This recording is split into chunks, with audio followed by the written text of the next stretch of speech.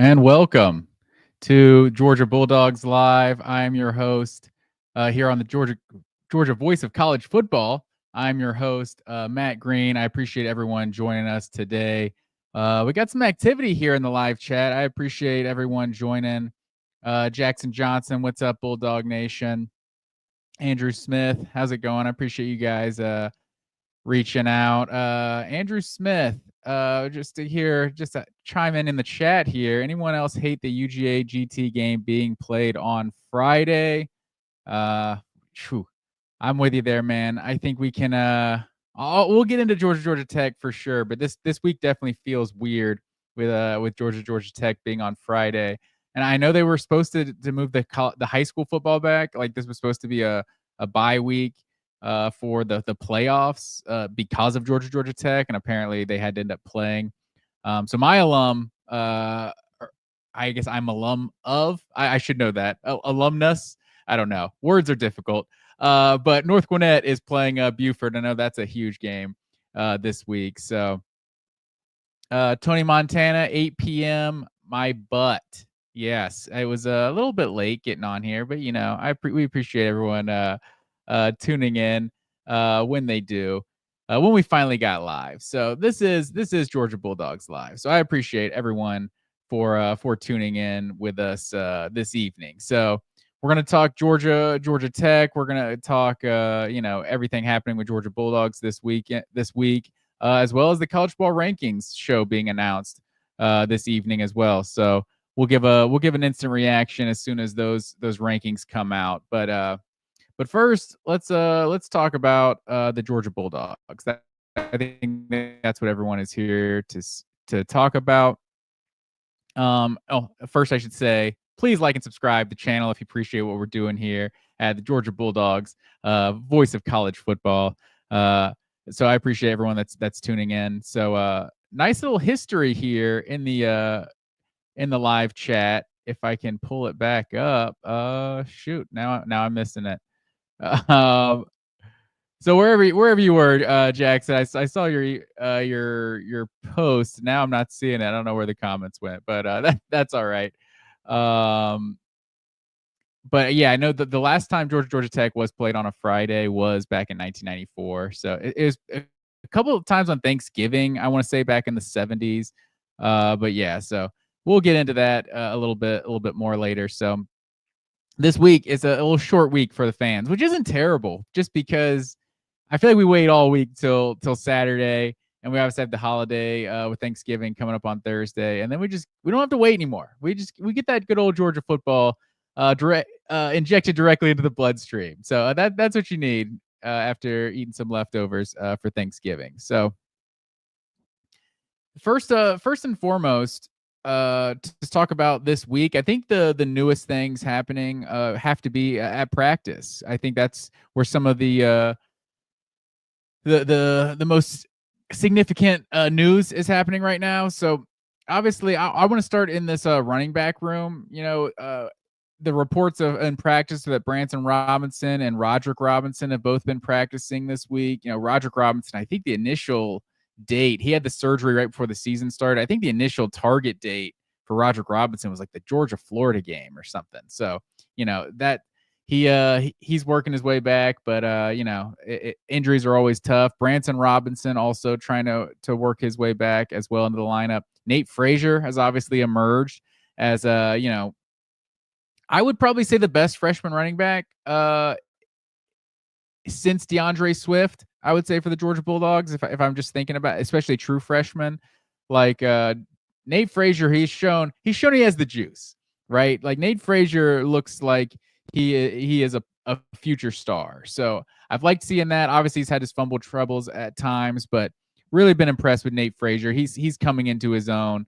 And they're going to need him again on Saturday versus Georgia Tech. But Trevor Etienne, the other injury story in the backfield, he's still out for this game. I think likely not back for the SEC championship from what it sounds like. But let's hope we get him back for the college football playoff, assuming Georgia is there, which it's looking more and more likely. It is. I went rogue after the at Auburn Texas A&M game went live on Saturday night with my instant reaction. I went rogue and I was like, I haven't seen this announced anywhere, but I'm pretty sure we're in the SEC championship. But then you saw a few hours later, everyone was confirming it. So I like to think I'm the first one that said it. You can't prove me wrong, so I'm just gonna believe that until proven otherwise.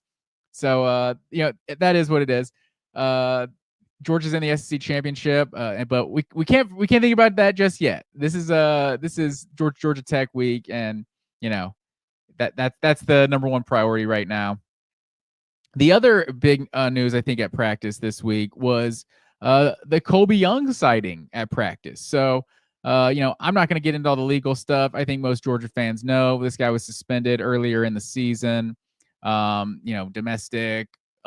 domestic assault and all that, but no charges for Colby Young in this situation. I don't know ultimately the case has to be dropped, I think, for Kirby Smart to get this guy back playing ball for Georgia. But I think if the charges aren't dropped, I would think eventually it's going to happen. And it sounds like, folks in the know think it's eventually going to happen. Maybe in time for the SEC championship, maybe in time for the college football playoff. We'll see. But I'm not going to get into all the legal stuff. But just from a football perspective, I mean, it's massive. Like, Georgia's receiving group has been a big topic of discussion the whole season. And you lost Brock Bowers, you lost Ladd McConkey, you lost Marcus Rosemy-Jacksaint from a year ago, your three leading receivers. And obviously there's not a Bowers in this room, and there's not a McConkey either. But what you did have coming back, you thought you had enough guys to still have a really solid group. And then Ra Thomas getting dismissed in the offseason, and then Colby Young getting suspended indefinitely earlier this season. That was just massive for this team who has not been deep at the receiver position. And more importantly, the guys that have played have dropped a lot of passes. And if there's one thing you can't do as a receiver and stay in good graces with the coaches and the fans, it's drop balls. You just can't be dropping balls. Right? That's why you're on scholarship. You got to catch the football, and you got to do something when you catch it. And I think this Georgia receiving group, I think they've had some better games as of late. But even the Tennessee game that they looked good, there was still a lot of drops in that game, or multiple drops in that game, I should say. Maybe not a lot, because at this team's standard, it was actually a pretty good day. But obviously, had Aaron Smith drop that first one to start the game. But and then there was another screen pass. I want to say Dom Lovett dropped in that game. But let's not focus on the negatives. Georgia won that game 31-17 over the Tennessee Vols. But it feels like the offense is coming along at the right time. And I think when you look at this receiving room, like Colby Young, there's not really another receiver in this group that does what Colby Young does in terms of being that big body kind of red zone threat. And he caught multiple red zone touchdowns early in the season. He had the one against Clemson. I want to say Tennessee Tech, the first two games of the season. That's just what he is. That's kind of the skill set he brought with him from Miami. And that's the other thing. Ra Thomas and Colby Young, those two guys you went to the portal to get, that have not contributed to this team. Obviously Colby Young, at least a little bit. Ra Thomas was dismissed before the season even started. So I think just from a football perspective, we're not going to get into the legal stuff, like I said, but from a football perspective, this has to excite you as a Georgia fan to just get one more weapon in that receiving room. And then the other thing I'm thinking about this receiver room is Dillon Bell. I will say Dillon Bell has been a little underwhelming this year. We're not going to sit here and dogpile on Dillon Bell, but the receiving group in general hasn't been great. And I was kind of expecting him to, if there was one that I thought preseason could emerge as a star, I thought it was Dillon Bell. Just his versatility, what he's done as a running back and as a receiver. He's a really dynamic athlete.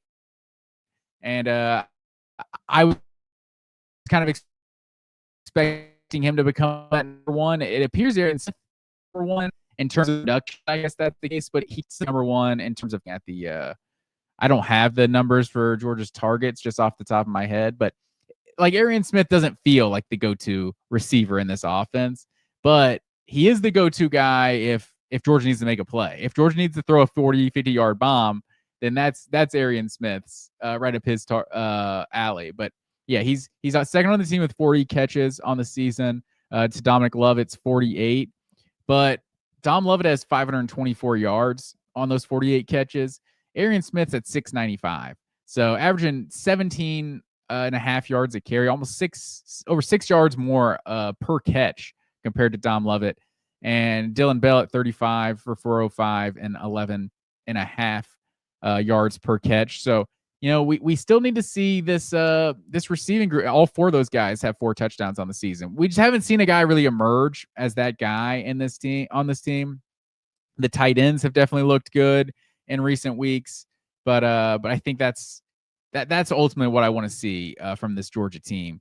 You got to get healthy at the receiver position. You got to be fully stocked as you can be at that receiver position, and hopefully, it sounds like Dylan Bell should be healthy for the Georgia Tech game, but we'll definitely see how that goes.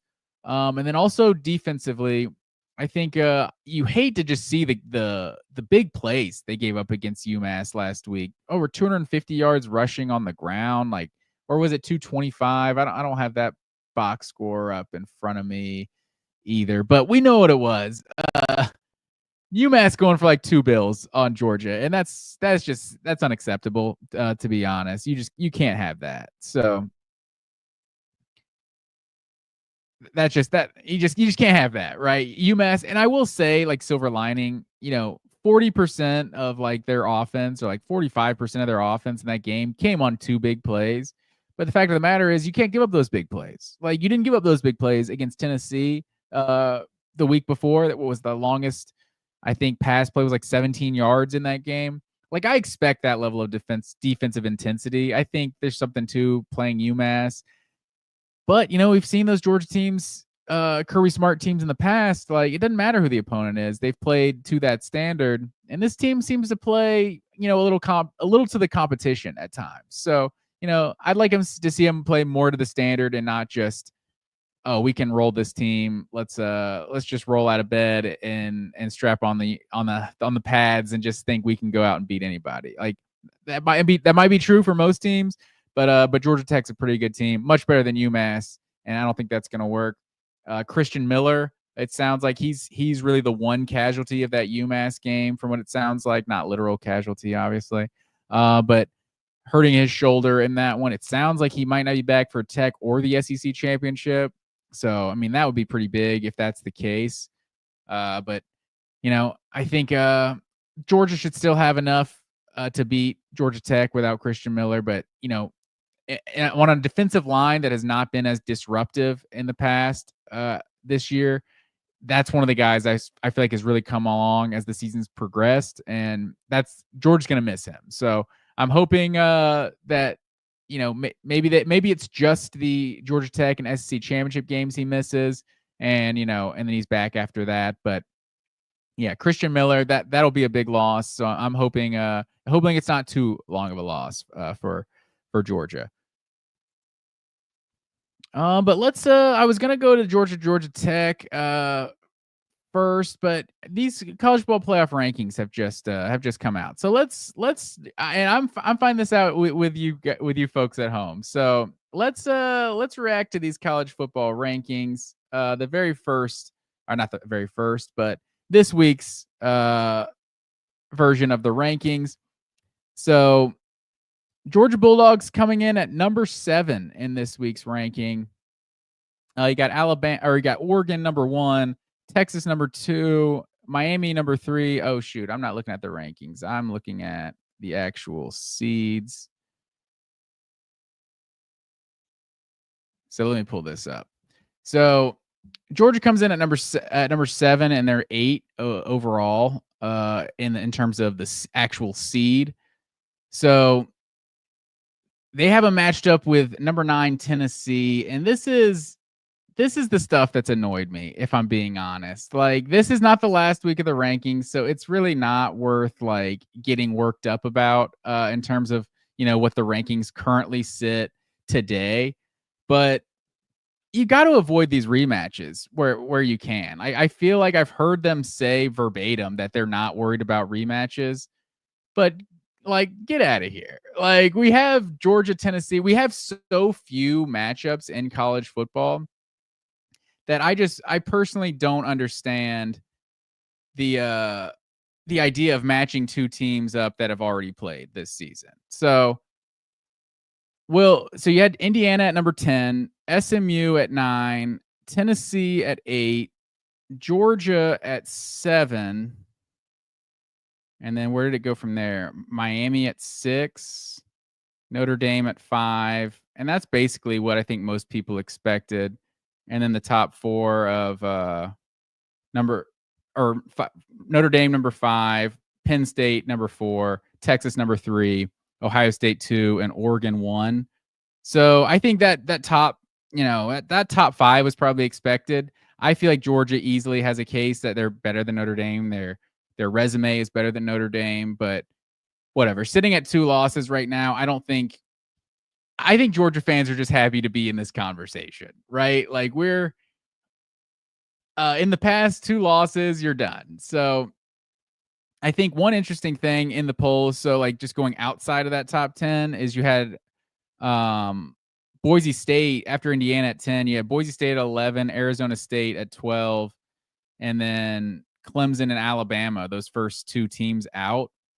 So right now you would have Arizona State. So can we talk about Boise State at number 4? Obviously they're number 11 in the actual rankings. But the idea of Boise State getting a first round bye, I'll be honest, like, I'm getting tired of the Ashton Jeanty stuff. Like, Ashton Jeanty is a great player, and the numbers he's putting up this season are just absolutely absurd. Like, this guy's got 2,000 yards rushing with a couple games left. He's got like 1,500 yards after contact, I think I saw. This team just beat Wyoming 17-13. Like, I know Georgia has their games versus Georgia Tech where they win 13-12, or where against Kentucky where they win 13-12, and Penn State just won by 1 against Minnesota this past week, or whatever that final score was in the final moments. Boise State is playing a Mountain West Conference schedule. The best thing they have on their schedule is that they almost beat Oregon, and that is a really strong, data point to have on their schedule, but it's also a loss. Like, who is the best win on this team's schedule? Washington State? UNLV? San Jose State? Like, what are we doing here? Colorado State is one of the higher ranked team, or one of the higher teams in the Mountain West. They haven't played them. They haven't played the 4th place team, Fresno. They hadn't played the 5th place team, New Mexico. They did beat Utah State. Like, they haven't even played the strongest Mountain West conference schedule, like, other than like the game versus Oregon at a conference. So I am absolutely just, I don't know. I'm like sick about Boise State being at the 4 seed in this playoff. Like, it's just, that's a joke to me as far as that's concerned. Like, Arizona State, I know the Big 12 champion. The Big 12 hasn't been like the strongest conference or anything, but the team that wins the Big 12 is more deserving of that 4 seed than Boise State. But I digress. That's how I feel. In terms of the matchups, I feel like the way the matchups work out, it makes me less mad, because you have Ohio State playing Arizona State in the first round to play Boise State. So the idea of Ohio State getting Boise State in the quarterfinals, it's like, okay, well, that makes sense. The seeds don't make sense, but okay, that makes sense. I'm fine with that. SMU playing Notre Dame to play Texas in the next round. Indiana and Penn State to play Miami in the next round. No issues with any of those until you have Georgia and Tennessee to play Oregon. Like, that makes no sense at all to me. Like, so things are going to change in these next couple weeks, but this ultimately, what this should tell you right here is, for the Georgia fans that still exist out there that didn't want to be in the SEC championship. I'll be honest. I mean, I was one of them at one point before the Tennessee game that thought it doesn't matter if we don't get to the SEC championship. We just need to get healthy and be ready for the college football playoff. as soon as that changed and Georgia was in the SEC championship, oh, hell yes. I am excited about being in the SEC championship. And this is the number one reason why. This is what should change every Georgia fan's mind is sitting here at number 8 in the playoffs. Like, you better believe Georgia wants to go to the SEC championship and win the SEC championship, of course, because being number 8 and the one like I alluded to earlier, facing Tennessee, like just swap them. Who cares? These rankings aren't real. You can just come up with whatever you want, and you just put Tennessee at 11. Just put Tennessee at 11. Put Indiana at 10, and problem solved, or whatever that seeds are. Put Tennessee as the 10 seed and put Indiana as the 9 seed. Boom, it's easy, and you don't have to see one of the games you've already seen this year. Like, we have hardly seen any of these teams in this field play each other. We've seen what? Ohio State and Oregon, Ohio State and Penn State, Georgia and Tennessee, Georgia and Texas. Like, that's basically, if I'm not mistaken, I think that's all the games, all the teams that have played each other in the entire poll. Like, Clemson hasn't played Miami or SMU. Like, none of those teams have played each other. They will. SMU and Miami will play in the ACC championship a week from now, or a week or in a few days from now. But I don't know. They claim they don't care about the rematches and stuff like that. I hope it's a wink wink thing. Like, no, we're not gonna change things just because of the rankings, but then they do, and it's just, I don't know. That's what we legitimately thought. We thought they were the 4th best team. Like, whatever the case may be. Like, maybe they don't explicitly say it, but as long as they still do it, I'm cool with it. Like, I don't know why you can't explicitly say it. I think they do explicitly talk about that in the NCAA basketball tournament, where you have 4 teams that make the tournament from your conference. They're probably going to be in 4 different brackets, and if you have 8 different teams that make it from your conference, they're going to be like, play the Elite 8 will be like the earliest round that any of those teams will play. So that doesn't seem like a novel concept to be like, well, we get so few matchups in this sport. Let's start with one we haven't gotten, and then let's work from there. So even the idea of like Georgia and Texas being in a matchup to play in like the second round or something, like, I would prefer you bump that around so that those 2 teams, if they have to play, especially if they have to play for a third time after, if they do play in the SEC championship, if they're playing a third time, it should be in the national championship game. Like, same with Oregon and Ohio State.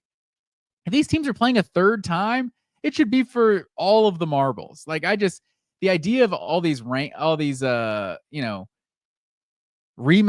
is just, that was the worst part to me of the playoff expansion. Like, I think the horror story that we kind of thought of was Ohio State, Michigan just being undefeated and then playing each other at the end of the season, then playing in the Big Ten championship the week 4, and then playing again in the college football playoff. Like, that's not what we want as college football fans, as far as I'm concerned. Like, maybe you get a rematch because you got to, but let's try to minimize those if we can. And if we can't, there's a chance that 2 teams that are in the same conference, in the same division of the same conference, which we don't have anymore, but there's a chance that 2 teams in the same division of the same conference are the 2 best teams in college football. So if they're meeting for the second or third time, it needs to be in the national championship. So I'm not sure exactly what can be done as far as, planning the bracket that way, but I know you could easily justify ranking Indiana 1 spot ahead of Tennessee, or ranking SMU 1 spot ahead of Tennessee, just to avoid the Georgia Tennessee rematch. Or you rank Georgia a spot ahead of Penn State or Notre Dame. Like, whatever you have to do to prevent that rematch from happening, you got to do it. Within reason. If you're going to end up having 3 rematches in the first round, and this is how the teams are ranked, so be it. And you can't avoid it, so be it. But, as far as I'm concerned, you got to try to avoid the rematches where you can. So, yeah, as a Georgia fan, if you're still sitting there after, and I would have thought by now you'd be juiced. We want to win the SEC championship. That's your goal as a Southeastern Conference team, is to go to Atlanta at the end of the year and win the SEC championship. It's what Kirby Smart has done better than just about anybody. 7th appearance in the SEC championship now in 9 years as a head coach. that's probably more than Nick Saban over that time. I'm thinking off the top of my head. I mean, I know they missed it in 2017 when Georgia beat Auburn, in 2019 when Georgia beat or when Georgia lost to LSU, and then Georgia beat LSU in 2022. So yeah, not even Nick Saban had made it to 7 SEC championships in the last 9 years, or I should say 6 in the last 8 before this past year. So Kirby Smart's consistency, it's basically second to none, especially when it comes to active coaches. But yeah, if you were still on the fence about whether or not it's good for Georgia to be in the SEC championship, yeah, looking at that number 8 seed in a second round matchup with Oregon, yeah, I'd say it's a good thing you're in the SEC championship and you have a way to play your way into that number 2 seed, because that's what Georgia wants right now. You want the winner of Notre Dame SMU in the second round. You don't want to see the Texas Longhorns, arrested Texas Longhorns. But I said Texas Longhorns. I meant Oregon Ducks. You don't want to see those Oregon Ducks in the second round. If you're seeing Oregon, you want that to be in the national championship game, which it very well could be. Dan Lanning and Kirby Smart facing off, and if they face each other, Kirby, you got to beat Lanning. You can't let a former assistant beat you. Nick Saban kept that record going for a while. You gotta at least get up there 10-0, 15-0, and I'll have to come up with those stats. I know what he's played Beamer a few times, if that counts, because he was, I guess, on the Oklahoma staff before he got the South Carolina job. You beat Pittman a couple times. You've beaten Lanning once. Man, who am I forgetting? Is that the only former assistants Kirby's faced to this point? So yeah, we'll see. You got Georgia Tech this week, and Buster Faulkner, I guess, on that staff, but no other former assistants. So we'll see what happens. But yeah, these rankings today, and let's just dive into it a little bit more. Something can change with this. Say Georgia doesn't win the SEC championship. I guess Georgia can improve on this if they don't win the SEC championship, most likely, because obviously the crazy weekend we had last week with Oklahoma and Florida and Auburn all getting wins, like anything can happen, right? So this sport can get tossed and turned real quick. But yeah, like if USC is to upset Notre Dame, like that could obviously impact things. Ohio State or Oregon, one of those teams is going to lose, but most likely it doesn't really affect Georgia, because if it's Oregon, they're still going to stay ahead of Georgia, especially if Georgia loses to Texas. And then if Georgia loses to Texas, Ohio State will also stay ahead of Georgia. So that one doesn't necessarily have that big of an impact there, but obviously SMU and Miami are going to play in the ACC championship. So, there's still some things to be worked out. Georgia and Texas A&M are going to face in the SEC championship. So I wonder how much a Georgia or a Texas gets punished, because I think if Georgia loses, you could argue they lose their home playoff game. But the fact that it's Tennessee, that's the only SEC team sitting behind them, it is one that you have a nice, clean head-to-head advantage over, and you played an extra game and they didn't. So maybe the committee doesn't punish you for that. But if it's Texas that loses, I would bet that they're still sitting in a spot similar to Georgia, and they're going to get like that 7 or 8 seed or something like that. So, we'll see what the committee does there. But yeah, ultimately, this is why you wanted to be in Atlanta. You wanted to have control of where you are in the playoffs. And if Georgia wins out, I mean, it's obvious that they're the 2 seed, right? I mean, Miami is currently ahead of them, but Miami beating SMU is not going to move the rankings like the SEC champion Georgia beating Texas or Texas A&M, hypothetically. So I think the SEC champion is going to get that 2 seed, and that's a much friendlier road to the playoff than getting that 8, having to be in that 8-9 matchup. But yeah, that's what I got as far as my instant reaction to the college football playoff rankings. But let's not freak out too much, folks. There's still a couple weeks away. We're still, less than 2 weeks, I guess, till we figure out that final playoff field.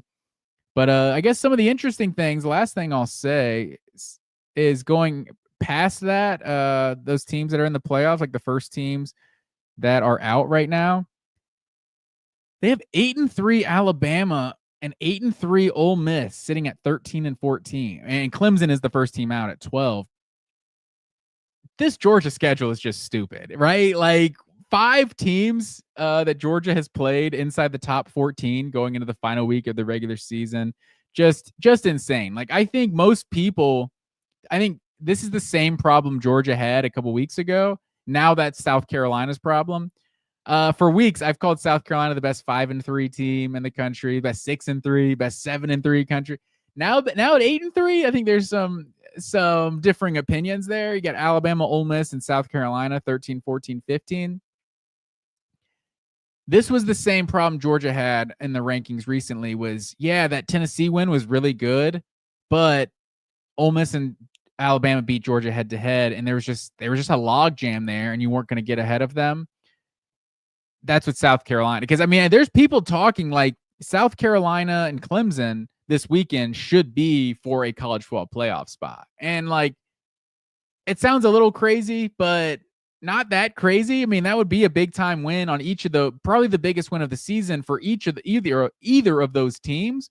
And I'm here for it, just as far as I love to put some stakes on a big time rivalry like that. But having Alabama and Ole Miss, those are 2 teams that beat South Carolina head to head this year. And I just don't think there's any justifying South Carolina jumping either one of those teams. Like the win over Clemson, it's what have you done for me lately? World, like that's obviously a better win than Alabama beating Auburn or Ole Miss beating Mississippi State. So, if it's close right now, maybe you could have them jump. Their losses are definitely not as bad as Alabama's and Ole Miss's. Like Ole Miss has lost to 3 unranked teams in Kentucky, Florida, and LSU. South Carolina, they did get, they did lead like that entire game, but lost. Well, South Carolina got hosed by the refs at LSU. So I almost don't even count that LSU loss because they just got hosed. I feel like that game was stolen from them. But then they also lost, to Alabama and Ole Miss, 2 top 15 teams like we're talking about.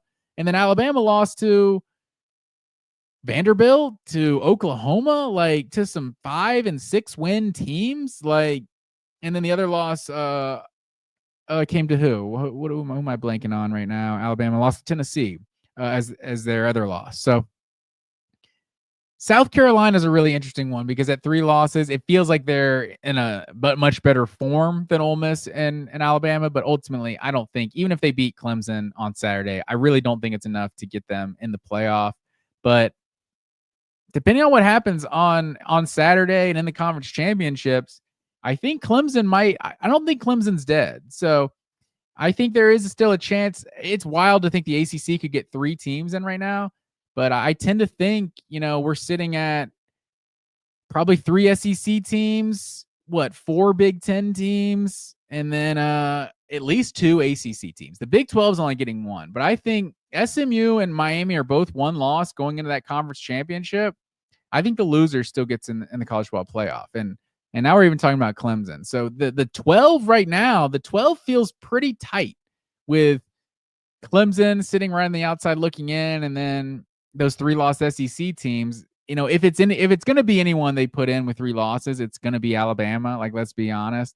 But I guess not, assuming that it's not one of the teams that loses in the conference championship. Georgia, if they have 3 losses, I think does also get in. But yeah, 8-3, 9-3 regular season. I just don't think that's enough to get to the college football playoff. So we'll see what the committee does. But yeah, that's where we sit in the Week 14 college football playoff rankings. All right. And now the main event. This is what the people wanted. This is what the people wanted to see. It is clean, old-fashioned hate week, ladies and gentlemen. And Georgia Tech are playing on Friday night, like I said at the opening, for the first time since 1994. That's actually coincidentally the last time Georgia played a Friday night game, period, or a Friday game, period, was that game on Black Friday versus Georgia Tech in 94. I don't hate this. I'll be honest. I know we talked about it at the start with the chat. Hates the idea of Georgia Tech being on Friday night. So Georgia leads this all-time series 71, 41, and 5. Won 19 of the last 22, including 6 consecutive. Kirby Smart is now 6-1 in this game. But going back to the Friday thing, for one, let's talk about the elephant in the room, the Black Friday thing. Is Georgia finally going to rock some black jerseys? I don't know. I gave you my official stance on the black jerseys a few weeks ago. I'm here for it, but I see some players on social media calling for like a blackout again and all that. I don't think you can do the blackout again. I mean, I guess if you're just trying to manifest these black jerseys, like if we wear black, the team will wear black. I don't know. Do what you want to do. I'm not here to rain on anyone's parade. I'm not here to yuck your yum if that's what gets you going. But I look at the Black Friday game. Yeah, it'd be a great time to wear black jerseys. It was a great atmosphere at Tennessee, but I don't think you need to do it again. If Georgia rocks black jerseys, I'll be amped, but I don't see it happening. But this game being on Friday night, I keep getting distracted. This game being on Friday night, I don't dislike because I remember in those early Paul Johnson years when Tech had some good teams and Georgia had some not as good teams. I want to say 2009 was one that comes. 2009, I think, is the game. And let me refresh everyone's memory. 2009 is the We Run This State game. And I honestly, as a child of the 90s, I remember the 3 straight wins that Georgia Tech had over Georgia. What was it? 98, 99, 2000. Very young age, very primitive age. But I do remember those, but vaguely, right? I was still a little kid. And then Mark Richt absolutely dominated Georgia Tech, right? And it was just, they beat them big too. I think that SEC championship year in 2002, they put a 50 spot on them. It was just every good Georgia. It was like when Georgia wasn't as good, it would be a close win. And then when Georgia was good, they would absolutely beat the brakes off of Tech. And 2008 was the year that Georgia was preseason number 1 and all that. Got blasted by Alabama, got blasted by Florida, and then in the Georgia Tech game late in the season, I think Tech ran for like 400 yards or something. I'm not even gonna look it up. I don't even want to remember. I just remember Rashad Jones not being able to tackle Jonathan Dwyer, and was it Roddy Jones? I want to say, dude, he's on ESPN now as a play-by-play guy. But that was the game that I feel like reignited my clean old-fashioned hate for the Georgia Tech Yellow Jackets, because you don't realize how big this rivalry is until you lose. And for Georgia, they haven't lost a lot. And so in 2008, just that team just being as underachieving as they were, like to lose to Florida and Alabama, like those teams were ranked number 1 and number 2 going into the SEC championship that year. Like those were great, maybe all-time great teams. 08 Florida definitely was. And then you lose to Georgia Tech in the season finale. It's just, I think that was Stafford's last game at Georgia. That game just left such a bad taste in your mouth. That season, like you would have thought that team didn't go to a bowl game. They went 10-3, I think, finished like ranked 11th or something. But what the expectations were, it just felt like such an underachieving season.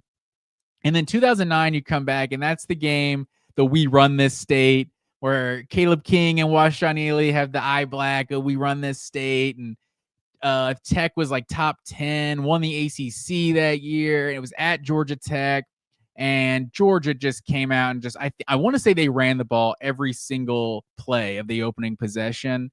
And then just Caleb King and Washaun Ely, the best game they ever had as Georgia Bulldogs. Like, I still think of I still think of that All the Way Turned Up song. I'm not going to try to sing it and show how white I am here, but that when I hear that song, I think of that Georgia Tech game and Georgia just going nuts on the ground in that game. So that's what I feel like reignited the rivalry for me. And so this rivalry doesn't feel like a lot until you lose, and then it gets real serious, super serial. And so let's go into Georgia Tech. The last time, like I said, last time this game was played on a Friday was 94. Georgia comes in as a 19.5 point favorite in this game. And I feel like that's too high. Like, I mean, Georgia, you could easily talk me that Georgia wins this game by 3 touchdowns, and I wouldn't be surprised. But we've also seen this Georgia team be very inconsistent at times. Not to mention the ground game. I think that's going to be the key to Georgia Tech's attack in this game. So first of all, before I even get into that, last year I'm not going to deny that Georgia Tech gave Georgia a good game. I feel like it's being a little, overblown. It was 31-23 a year ago. This thing was also 31-13 going into the fourth quarter. Haynes King scores a touchdown with like 5 minutes left or 4 minutes left to cut it to 8. And then Georgia runs the clock out. And Georgia Tech never actually had a possession where they had the ball with a chance to tie or take the lead. So, yeah, it was a respectable performance from Georgia Tech without a doubt. But it's not like it was just, I don't know. It's not like it was like truly like a game that you sweated to the end. Like it feels like some of these Georgia Tech games are kind of sleepy. And I'm going all over the place, but that's what actually brings me back to my main point that I strayed from is of this game being played on Friday night. Is a lot of times this game gets lost. I was going back to 2009. That's the last time I remember it being like a night prime time game. I want to say 2013. 2013 was the year with Todd Gurley where it went to overtime, and I think Georgia was down. No, that was 2013 because that was when Hudson Mason was starting after Aaron Murray tore his ACL. I want to say Georgia Tech was up like 21-3 or something in that, and then Todd Gurley just put the team on his back, scores the touchdown on the first play of overtime, and Georgia makes the comeback victory. That's one of the last times I can remember, like, have a memory of like that game at night is 2013, and then 2009, like I'm talking about.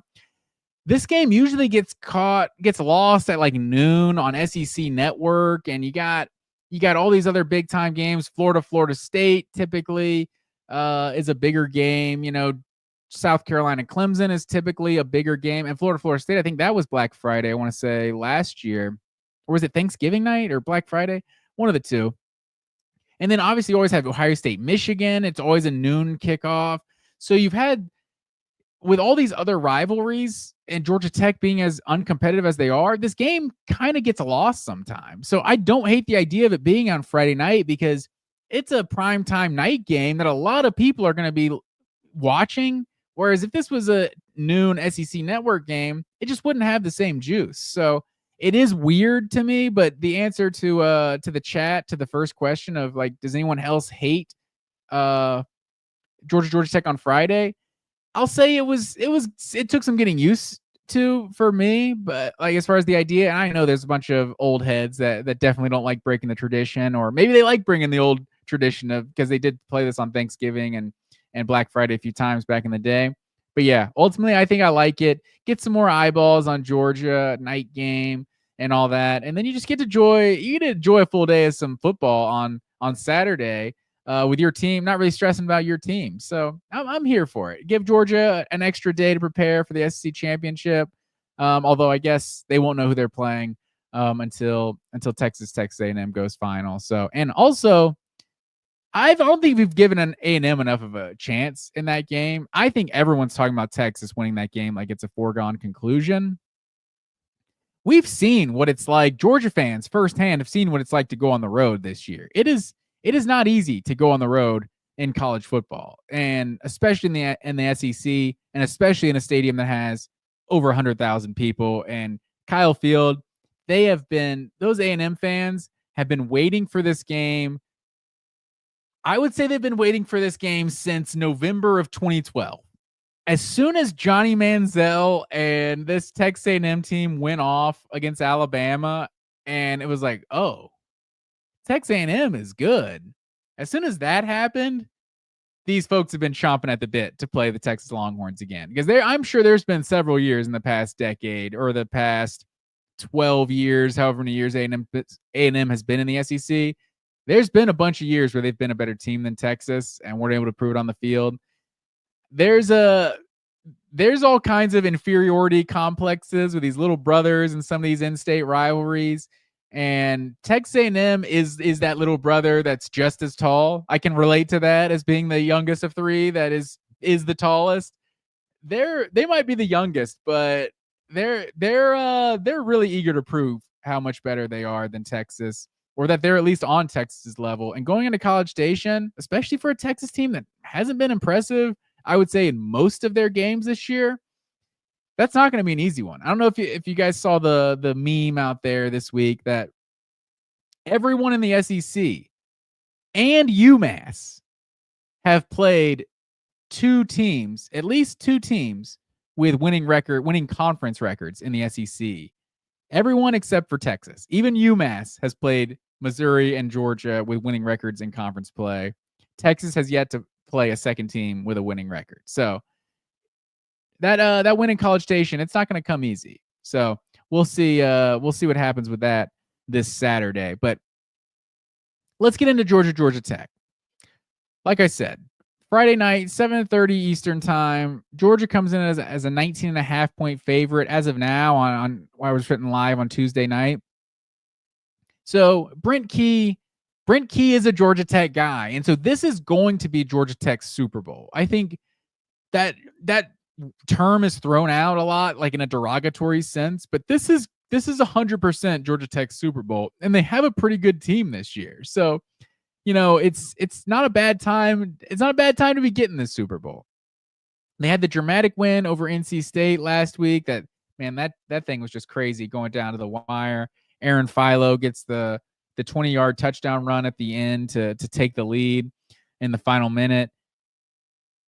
I think that's my biggest thing watching Georgia Tech is this quarterback situation, this quarterback run game. So last week, Haynes King was 3 for 3 for 7 yards, and he also had 8 carries for 22 yards. The week before against Miami, I think he was like 6 for 6 or something like that. And Aaron Philo is the passing quarterback, and Haynes King is like the running quarterback. It's a really weird thing they're doing. Haynes King's also not 100% healthy, so I'm curious to see what they do here. Like, Philo is only completing 51% of his passes on the season, so it's not like this guy is like, balling out over here by any means, but he did look good against NC State, an NC State team that's, been one of the worst teams in the ACC this year. But I think Aaron Philo, take this for what it's worth, Pro Football Focus had him as the highest ranked quarterback in week 13. I think they also had Jackson Dart top 10, and he threw some awful interceptions against Florida. So take that for what it's worth. But Aaron Philo was really good. King has been just kind of that change of pace back. But the weird thing is how effective it's been. So the last 2 weeks, they ran for 119 yards against NC State and 271 against Georgia Tech, against Miami. So 390 rushing yards in the last 2 weeks. 185 of that has been the two quarterbacks. So 47% of their rush offense the last 2 weeks has been the quarterback run game. So, Haynes King is a dynamic athlete. So I think, especially when you look at what Georgia has given up, like on the ground this year, I've talked about the UMass game, but you can throw out the UMass game. 8 of the 11 games this year, Georgia has allowed over 100 yards rushing. So, I mean, that is just unheard of in the Kirby Smart era. I think you got to go back to 2018. Well, no, 2023 and 2018 are the only years that Georgia has allowed over 100 yards rushing a game, and they're doing that again this year. So, hopefully that's not a trend. I think people are finding out, it's not that easy to replace Trayvon Walker and Jalen Carter and Jordan Davis and Devontae Wyatt and Nolan Smith and just some of those just absolute monsters they had on the defensive line and edge rushers. So, this defense has not been the impact defense, and they've been susceptible to the run, especially quarterback runs. But I don't know. It's with the way they're doing it in this dual like quarterback system. I don't know that it's like these guys aren't Jalen Milrow, right? So I don't know. I don't think we have to worry about that. But I think with what Georgia's given up on the ground, it's definitely, cause for concern, especially I think Georgia's got a better defense than Miami. But what Georgia Tech did against Miami, that wasn't just the quarterbacks. That was the other Jamal Haynes getting in on that one as well. I think he had over 100 yards in that game, if I'm not mistaken, over that upset win over Miami. So Jamal Haynes has 717 yards and 9 touchdowns on the year. So pretty solid season he's putting together. Georgia Tech ranks 12th in the ACC in scoring at 27.9 points per game, and it's actually only 23.7 once you include the games versus Power 4 competition. They are also 4th in the ACC in total defense and 6th in scoring defense, but one of the biggest things that stands out to me is that they are last in the ACC. They've gotten 15 sacks on the season, and they're second to last in the ACC in interceptions with 5 on the season. And if there's any just what am I trying to say? If there's just any like common strategy for how to beat this Georgia Bulldogs team, it is to pressure the quarterback, and it is to force turnovers. That's how Georgia lost to Alabama. That's how Georgia lost to Ole Miss. And they didn't even turn it over as much as Ole Miss. They just got dominated on the offensive line. Carson Beck wasn't just throwing that thing freely against Ole Miss like he has at other times this season. So the fact that Georgia Tech has not been a particularly good team at getting pressure on the quarterback or forcing turnovers, I think that's not a good formula for Georgia Tech getting an upset. And another thing, Aiden Burr, Georgia Tech's kicker, is 11 for 17 on kicks on the season, including 4 for 7 from 40 to 49 and 1 for 3 from 50 plus. So that is what, 5 of 10 from 40 plus on the season. That's another thing. Like, you can't be losing any points, right? If you're going to upset Georgia, all 3 facets of the game have to be good: offense, defense, and special teams.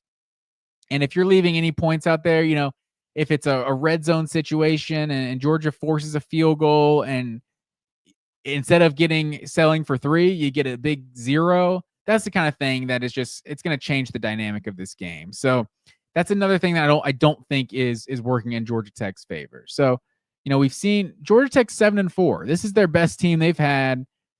This is probably the best team they've had in a long time. So Brent Key, they went 7-6 last year after winning the Gasparilla Bowl, and then 4-4 in year 1. But that was probably ended up being 4-8 after they fired Paul Johnson, 5-7 after they fired Jeff Collins, I should say.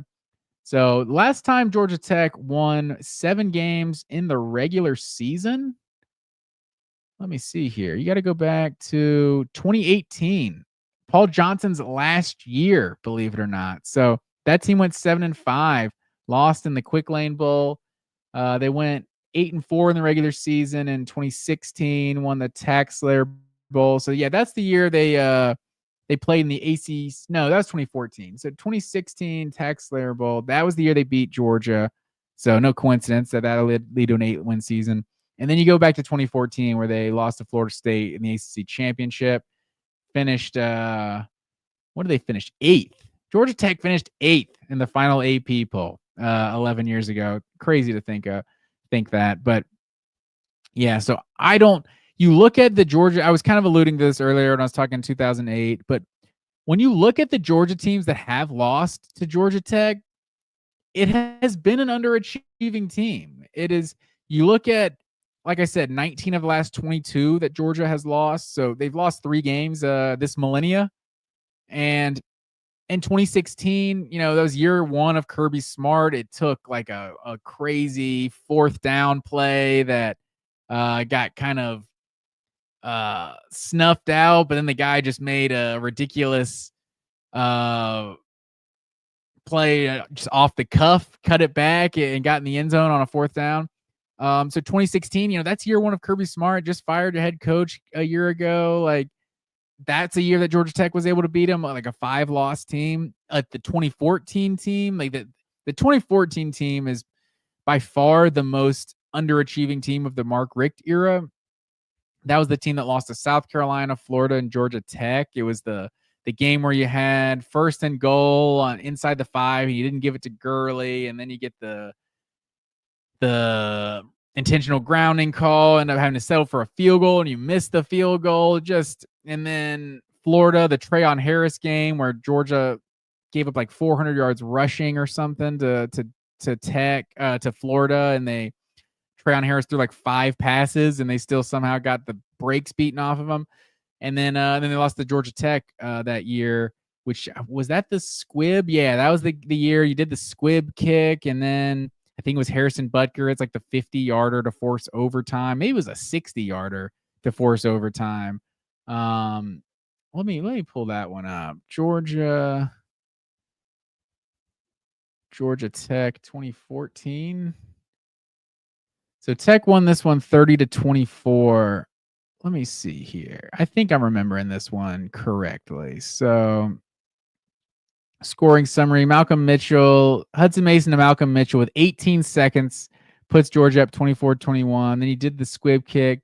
Harrison Butker from 53 yards tied it, sent it to overtime, and then Tech won in overtime.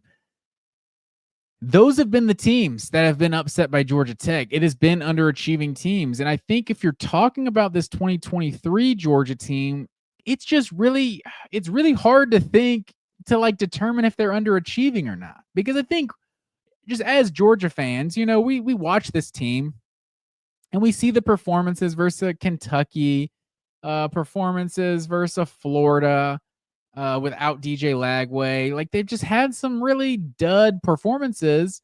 They've also had the toughest schedule in all of college football. Like, it was a bad performance against Ole Miss, but just going on the road and losing to Ole Miss is not really anything to be just embarrassed about. Same with going on the road and losing in Tuscaloosa to Alabama. So it's hard to say they've underachieved, especially when they have those two teams aren't in the playoff, right? The other 2 SEC teams that are in the playoff are Texas and Tennessee. And Georgia beat those teams both of them by 2 touchdowns. So it's hard. It's hard when you're talking about this team, if they're underachieving, if they're not, or maybe they're achieving exactly as good as they are. They're just not as good as we thought they were.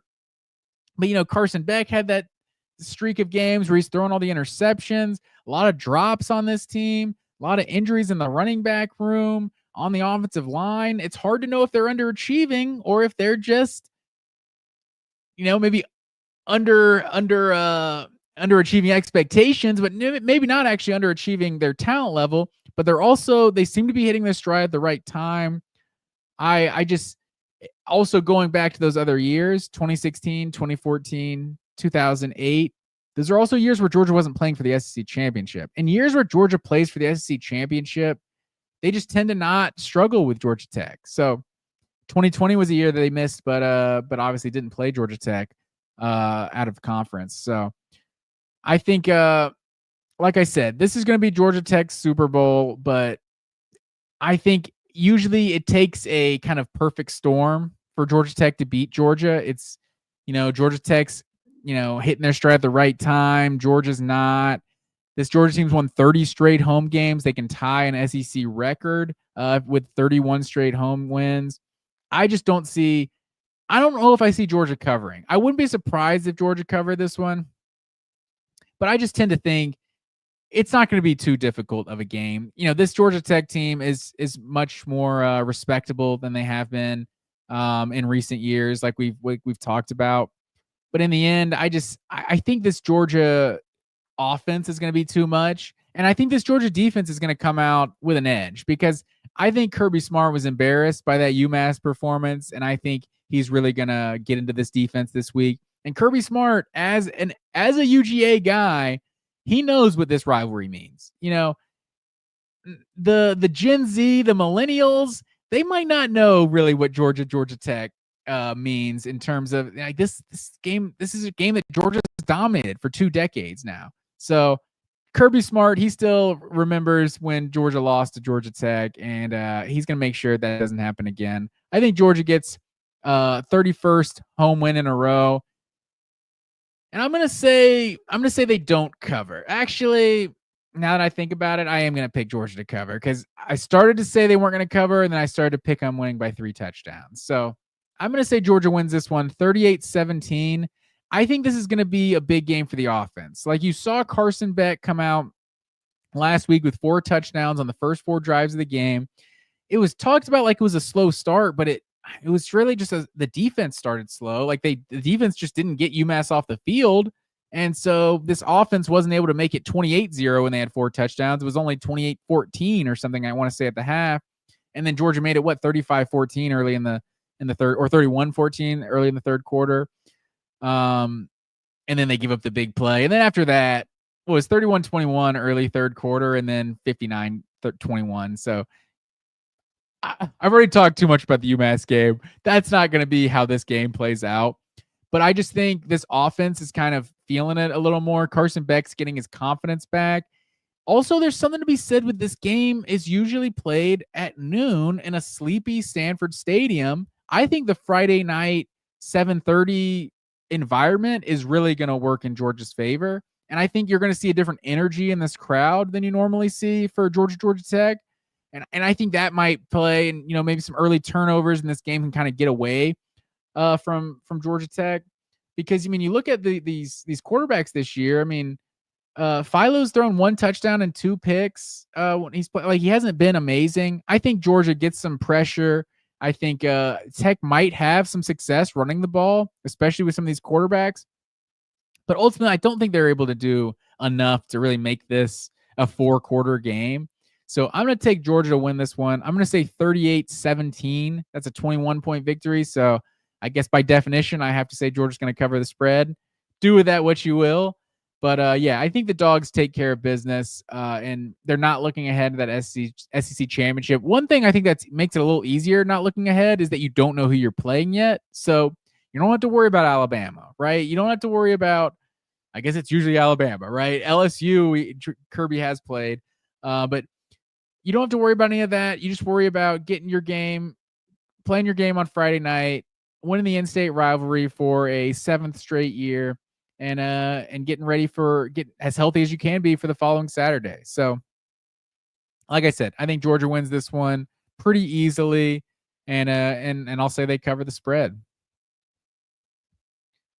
Let's see. Usually I do a little I've already gone over an hour right now. So usually I do a little around the SEC. We got a few more games this week. So let me give you a rapid fire with the SEC games this week. Egg Bowl is also on Friday at 3:30. Not crazy about that. So, I know there's the traditional fans didn't like Georgia Tech moving to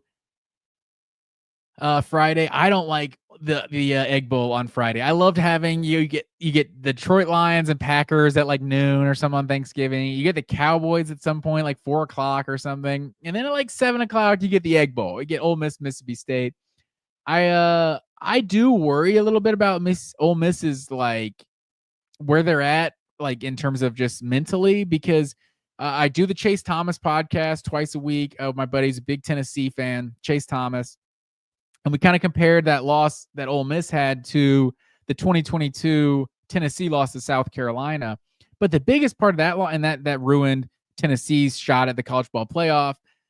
But the biggest thing about that was Tennessee's breakthrough season. That was Heupel's year 2, where they won 11 games. Yeah, you had the bad loss at the end, but you won 11 games. You were relevant. You beat Alabama. It was just such an exciting year. The disappointment at the end couldn't make you ignore that 11 in the win column that was higher than they've seen in 15, 16 years or something. So it's just a different vibe because it was still a breakthrough season, right? This was the year that everything was coming together. They spent the money in the portal. They had everything. They had an experienced quarterback in the SEC. The defense was more legit, and you still can't win anything. So I do not think they're going to cover a 26 point spread against Mississippi State.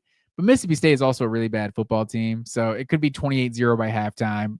But I don't know. I'm a little worried about how Ole Miss bounces back, but I'll take Ole Miss to win, but not cover. Tennessee and Vanderbilt. So Tennessee's a 10.5-point favorite on the road. It's kind of crazy to me. I know. I feel like we all have been waiting on Tennessee's offense to be better, and I think this kind of is what it is. They're a running offense, and Nico is kind of an average quarterback in the SEC. Maybe one day he'll be a star. He doesn't appear to be a star right now, but I can't see Vanderbilt actually keeping this game close. So I'm going to say Tennessee, actually playing for something. This is the final game they'll play until the college football playoff, assuming they win this and get in. I think Tennessee wins this one. I'm going to say by 2 touchdowns. So give me Tennessee to win and cover. South Carolina at Clemson. This is one I'm really excited for at noon on Saturday. This might be the big game of the day on Saturday. The Ohio State-Michigan is not going to deliver. Ohio State is going to take out 3 years of frustration on Michigan. Ryan Day was talking about how it ruined his family's life and day to day, like how difficult. It was like comparing it to losing his father, these losses to Michigan. So, yeah, I think Ohio State's going to be dialed in and beat Michigan. But South Carolina, Clemson, I don't know. I think I'm leaning towards Clemson, but I wouldn't be surprised if the Gamecocks got it done. But 2.5, I give me the Clemson Tigers to win that one at home. Louisville at Kentucky. Louisville's -4. Kentucky has had some success in recent years, but man, you talk about mentally. I think that team may have given up on Mark Stoops, and the whole university may have given up on Mark Stoops. I know Mac Brown was announced he was fired at North Carolina earlier today. I don't know if Stoops gets fired, but I think it might be a mutual parting ways. Like, I don't know. It feels like Stoops is kind of taking Kentucky as far as they can go, and they're going to look for someone else. But I'm not liking Kentucky's vibes right now. Give me Louisville to win that one. Auburn at Alabama. Alabama 11.5-point favorite. Weirdness happens in the Iron Bowl, but it's usually in Jordan-Hare Stadium.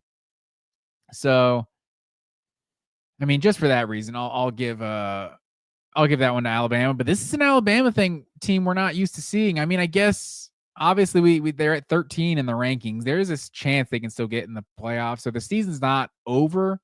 But give me Alabama to win and cover that one. I know Auburn's feeling good after that win, but actually no, I'm going to change my mind. Reverse that. 11.5. I think Alabama wins this one, but I think it'll be like 10 or less. So give me Alabama, but Auburn to cover the spread. Arkansas and Missouri is a 3:30 SEC Network game. Missouri 3-point favorite at home. Yeah, I'll take the Tigers in that one. And then Florida State. Man, speaking of good vibes, Billy Napier. Sean Strickland, is that his name? Sean Strickland, the athletic director at Florida. You guys know who I'm talking about. Athletic director at Florida. That's who should be, feel like, the smartest guy in the room right now. He announced they're keeping Billy Napier the week before that Texas game when they got absolutely annihilated. And all they've done since then is beat back-to-back ranked teams at LSU and Ole Miss. And the vibes are real good. And DJ Lagway looks like he might be the best quarterback in the SEC in 2025. Things are looking good. And I think Florida keeps those good vibes rolling. They're 14.5-point favorite in Tallahassee. I can't trust Florida to win by 14.5, but give me Florida to win that game. Then Oklahoma at LSU. LSU is a 6-point favorite. Similar to this, Oklahoma is coming in with good vibes. LSU, not as good of vibes, but in Death Valley, give me LSU to win and cover. Give me LSU by a touchdown. And then the main event in Kyle Field, 7:30 ABC, Texas at Texas A&M. Texas is a 5.5-point road favorite. And I'll be honest, I just don't trust the Texas Longhorns this year. I think this team's been overrated. I wish they were great. I wish they were great, and Georgia beating them, just Georgia owning them physically in Austin, what meant that Georgia was legit maybe the best team in the country. I would like for it to mean that, and maybe that is still on the table. But I think more than anything, I'm just not impressed with what I've seen with Texas in 11 games. Like, what is the best Texas performance we've gotten in 11 games?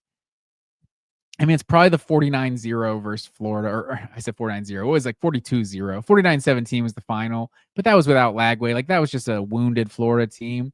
Is that their best performance? Like, beating Oklahoma, beating Michigan, like, those early games, the two teams that turned out to be really bad, like, that's all they've really done. And they've had a bunch of games, an Arkansas game where they looked, not impressive. Vanderbilt, especially on the road, like, they've played 2 road games this in the SEC. They dominated Michigan on the road, but they played 2 road games in the SEC, a 3-point win at Vanderbilt and a 10-point win over Arkansas. So I'm not really sure how that's possible. I guess Oklahoma, they were the road team versus Oklahoma this year. That would be like the 4 quote unquote road games. So that's why they only have 3 this year. And I guess that's the opposite for Florida, like the same like Florida. Like Florida was the road team in Jacksonville, and so they don't get that. They only got 3 true road games.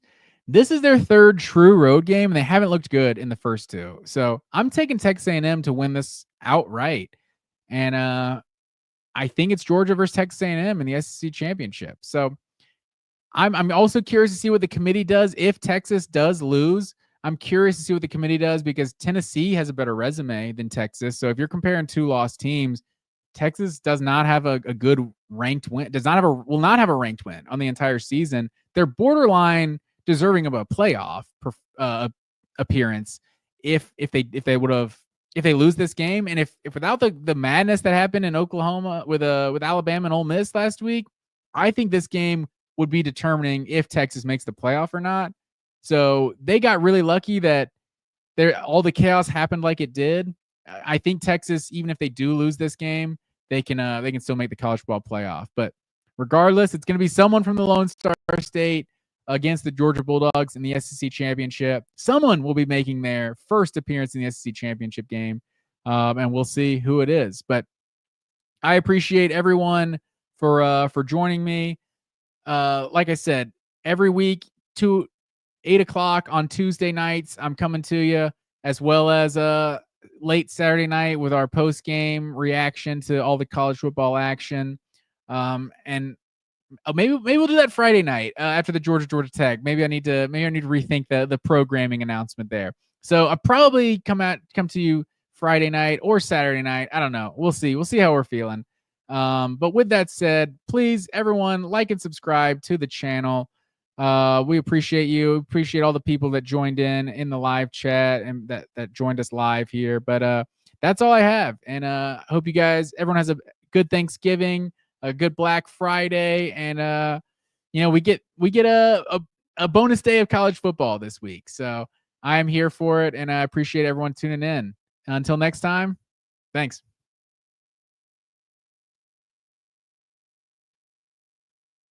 College football is even more exciting with some action on the line. And the games are even better when you're cashing in. And the Voice of College Football is the place to be to get the greatest value. Let's start with my picks. 75% against the money line, 58% against the spread. I've got a 40-year track record. In fact, in 2023, at $100 played per game, you would have netted over $9,300. And guess what? I'm just the warm-up act. Steve Merrill, our ace in the hole, show stopper from Wager Talk. 6 years with the Voice of College Football, over 30 years in the industry. Steve gives us analysis on all the big games, but you can't miss Steve's weekly under-the-radar pick, which went 21-5 against the spread the last 2 seasons. I repeat, 21-5 against the spread. You also get picks from some of our top analysts here at the Voice of College Football, including Steve Dace and Matt Zemek. Become a YouTube channel member or Patreon member for just $99 per month. Go to the main channel on YouTube, click join, and select the betting tier. Do the same thing on Patreon. Make 2024 a winner now.